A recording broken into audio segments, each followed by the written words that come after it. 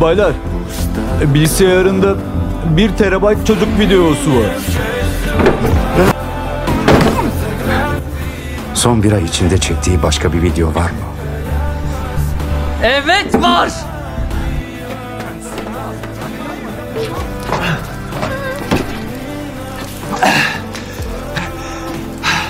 Geçti artık. Hepsi geçti.